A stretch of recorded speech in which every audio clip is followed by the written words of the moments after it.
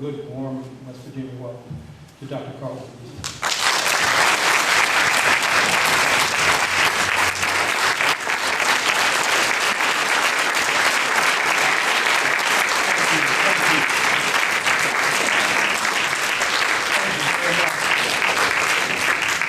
I want to thank Jim Lewis, my good friend.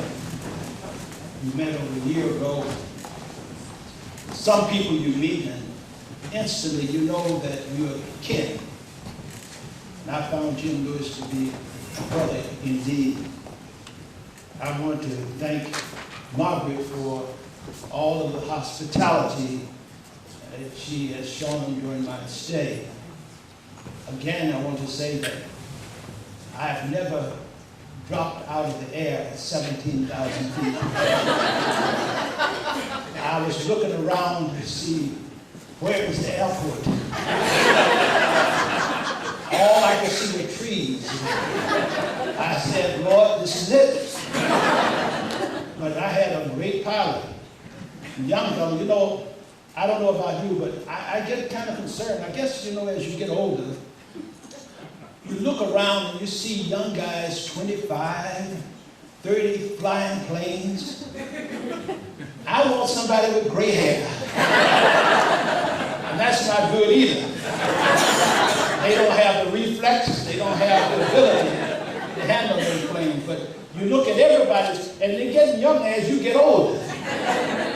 Yeah, I'm celebrating 72 years this year.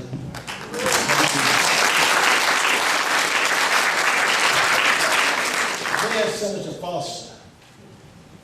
Senator, God bless you for the work you've done. And all of those in the legislature. You're doing a great job. I just want to say that I don't know what you're a cardiologist, but 2 years ago, I had quadruple bypass. Lord bless me to come back, and it's amazing what science and medical technology is doing. And I had quadruple bypass, and in 4 days, they had me out of the hospital, walking a mile, and I haven't missed a step yet. It's amazing. Glory be to God for all of that. I want to say that also that all of the members of the legislature, I see one young lady, Karen Correa, here tonight. I met her in the Capitol. And Margaret ought to be elected. She's up there so much. She knows everybody. We were walking down the hall. Hi, Margaret. Hi, Margaret. I said, well, this is amazing. But that's the kind of person it takes to really make changes. I am honored that she to share with her the Gloria Steinem Award, but I have told Jim, I think it's so much more important. Old man like me to get it is one thing, but for a young person with what we are facing in this time and age is so much more important. Give Margaret another hand.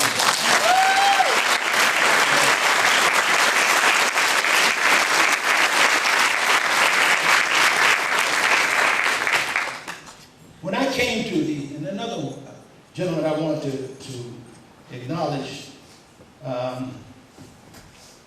Mr. Carlton Davis, the president of the NAACP, is here tonight. I want to thank you.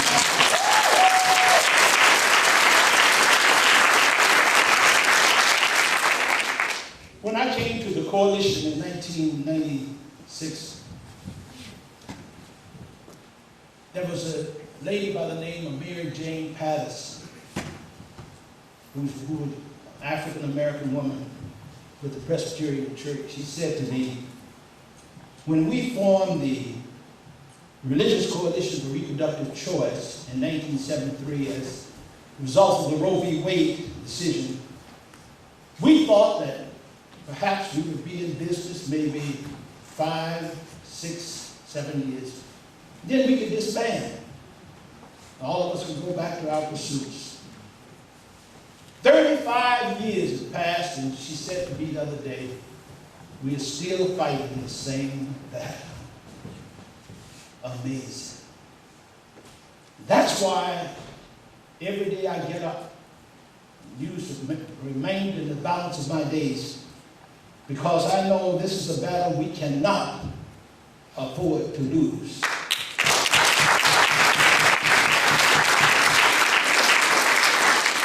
The Religious Coalition for Reproductive Choice, for those who may not know, is an organization of 40 denominations and religious organizations.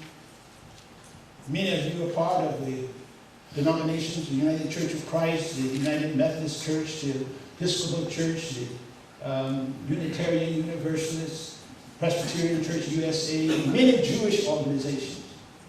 40 denominations, religious organizations, comprising over 20 million people. Now, I'm not presumptuous to say that all of them are pro-choice, but the majority are pro-choice. Every time I recite that number, I think about the fact, where is our voice? With 20 million or 10 million people and the mainstream of religious tradition.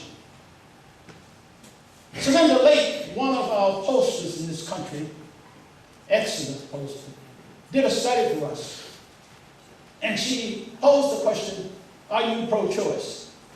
Well, that broke down between pro-choice and pro-life about 50-50. But then she asked the second question. She said, do you believe a woman has a right to choose based on her religious beliefs and conscience? It went off the chart. That's because people recognize that religion is a very personal thing.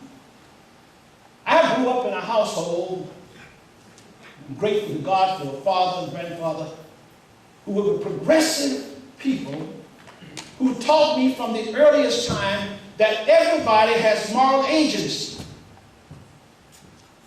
Nobody can tell you how to practice your religion. This issue of pro-choice is an issue that is grounded in religious moral agency. In other words, in my tradition, the Baptist tradition, we have something called the priesthood of all believers. It simply means that every man, every woman, go directly to God and can interpret in terms of what God wants them to do based on their conscious and religious beliefs.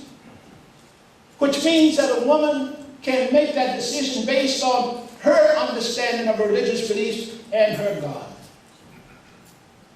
People ask me, why are you so hard on the religious right? And I tell them, I'm not hard on the religious right, but what I don't like is for them to ask me to practice what they preach. I'm not going to do that. I'm not going to practice what they preach.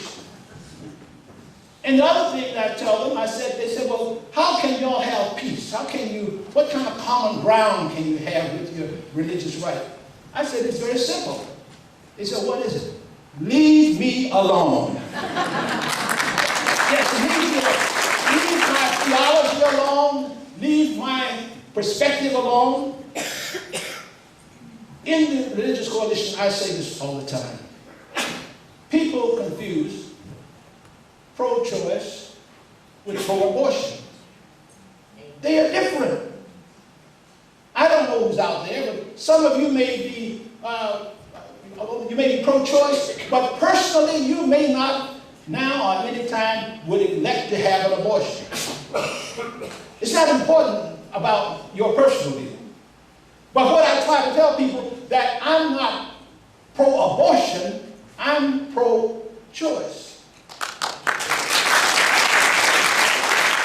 In other words, what I'm saying is, I may not elect for myself or you, but you must say this, that you have the right to determine your life and what you think is best for your situation.